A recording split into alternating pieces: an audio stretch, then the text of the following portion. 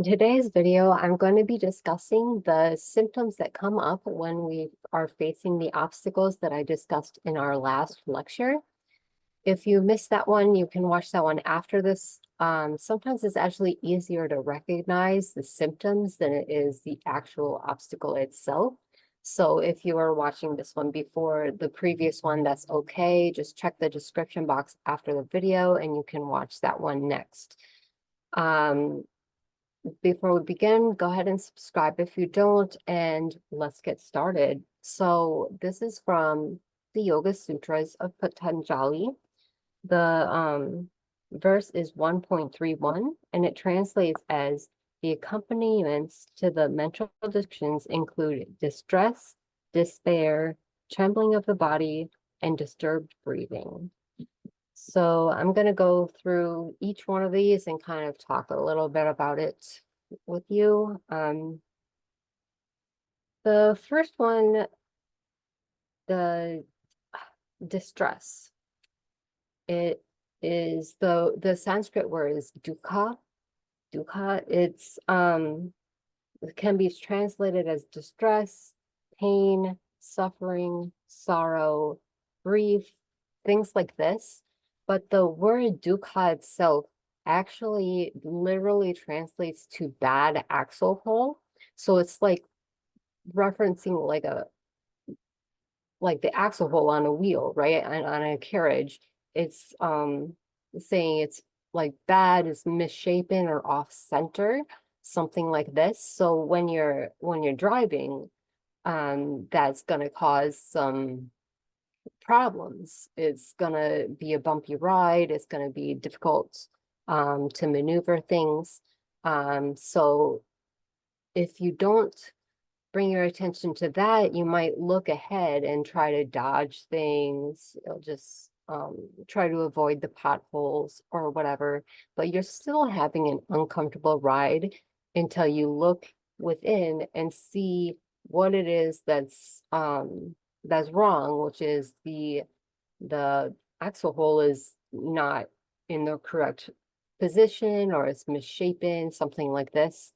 And especially if you own a vehicle, you would know if you continue to drive while the axle is having an issue, then that's going to cause even more problems down the line. It's not going to get better with time. It's probably going to get worse, whether it gets worse on the tire, just the hole itself, or different parts of the vehicle. And of course, by vehicle in this sense that we're talking about with yoga, we're talking about our physical body. We're talking about what happens within us that can cause other things to go wrong.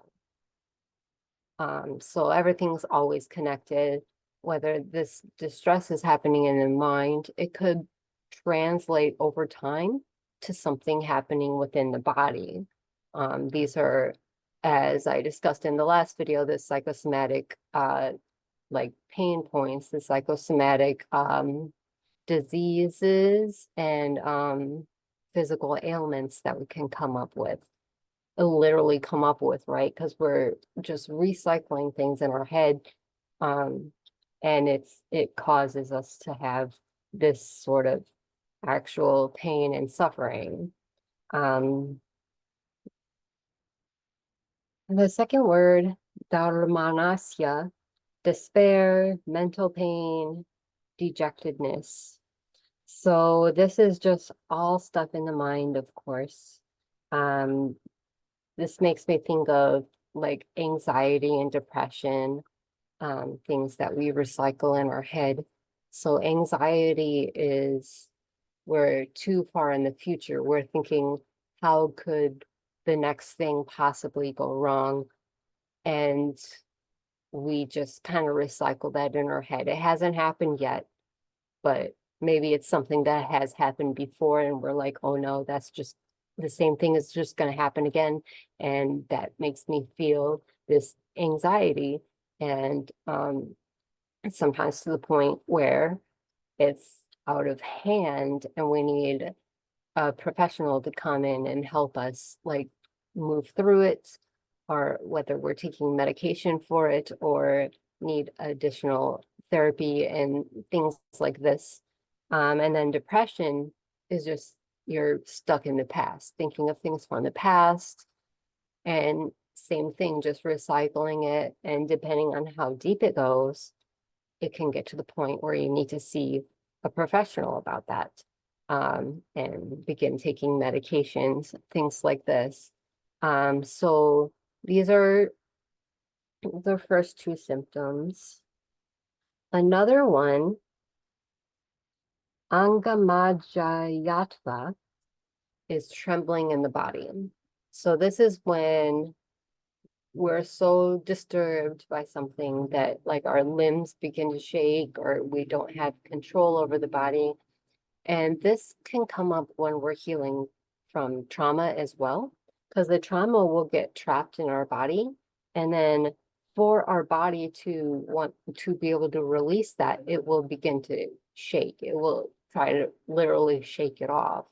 Um, and this is actually a very natural process, but we typically don't allow it to happen. We kind of mask it, just like with the other um, other symptoms. We kind of mask them, we cover them up. We're like, no, I'm not gonna let anybody know that that's happening.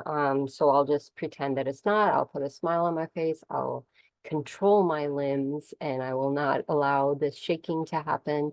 I will not allow this sadness to show. Um, but when we don't allow the shaking to come through and to move through it, then that's it's not we're not going to move through it. I'm going to post a link in the description of a video. It's an impala that almost gets it nearly escapes death, right? Like this cheetah literally had it in his mouth. And when the cheetah gets distracted by something and runs off, and the impala sits there for a little while, but when it gets up, it literally just shakes off all of the stress, and then it's good to go. It runs off. In the animal kingdom, this is very normal. The animals will just shake it off, and then they'll be good. They won't like hold on to it. They won't say, oh no, I don't want to start shaking because then someone will see me shaking and I don't want that. I can't let them see that, right? So yeah, as humans, we let our ego get in the way of things and then we'll just mask it off. We'll say, I'm not gonna allow that to happen. And then it gets trapped inside of us. That's the only place it has to go.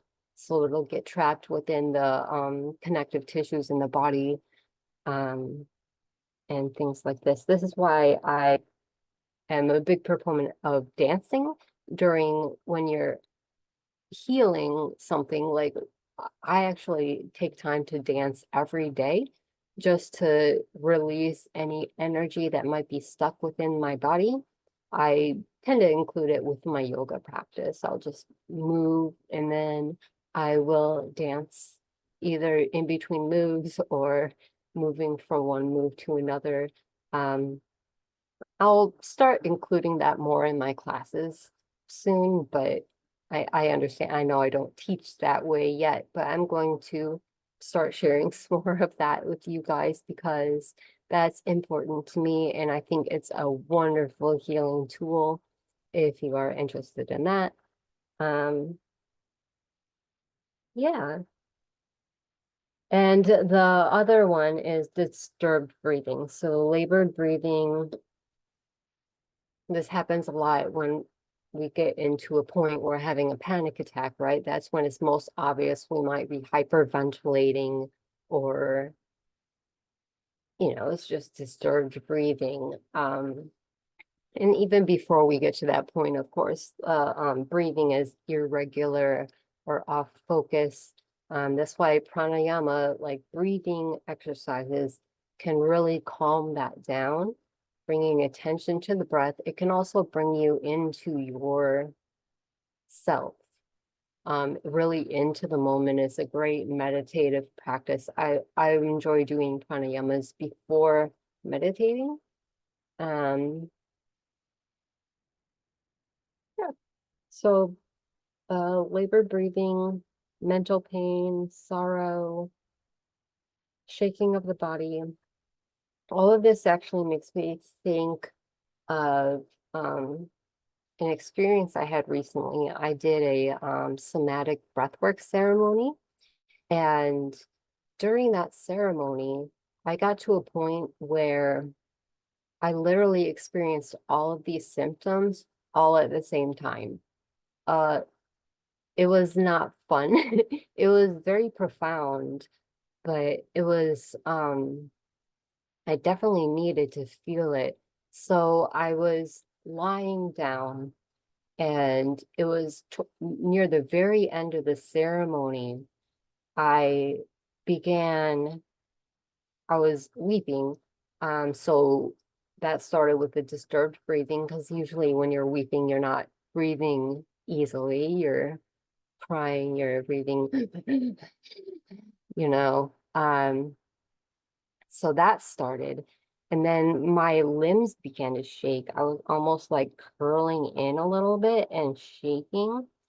And then all of a sudden, I got this overwhelming feeling of despair and like pain. I was just like so overwhelmed. And I just thought, I just want to quit all of this right now, meaning like my whole spiritual path. I was like, oh, let me find something to distract me from all of this. That was my very only thought, like, let me go, maybe I'll go and watch some TV or something like that to get away from all of this. And experiencing that all at once, just for a brief moment, it was so intense. And then towards the end of the ceremony, we did a breath hold where we held the breath out of the body. And I just felt this huge sense of relief, some like expansion within myself, and I felt so supported by the universe. Like I felt like there was a divine hand behind my neck, like holding my neck up like an infant. And it was just so nice. And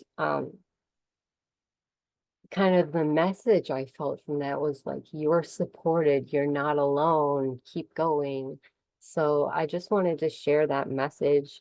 Um, And it reminded me of when I was um, fixing the garden in front of my parents' house. There was this huge, like really thick root of like a bush that was there. And I was trying to pull that out, but it was so deep that I just couldn't pull it out. I had to dig around it and kept trying to pull, but I couldn't get all of it. So I ended up cutting it and then covering it up with dirt. Um, but it's still there, and that's another thing, like what I was talking about with masking these things. We can just cover them up, but they're still there and they're going to come up at some point.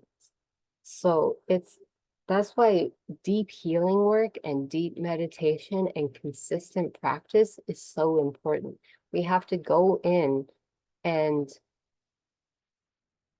really search for these these obstacles within us so we can remove those and purify ourselves. It's not an easy task, right? It's challenging. It's never ending, it seems. And it might not be. We might have to spend our entire lives doing this. But that's what this path is. And without it, all we're going to do, if we decide we're going to just distract ourselves with television and not take the spiritual path, then all we're going to do is pass it on to the next generation, and then they'll have to go in and do this work. Someone will have to do this eventually down the line. So for me, I'm gonna take that on for myself. I'm gonna be the cycle breaker, right?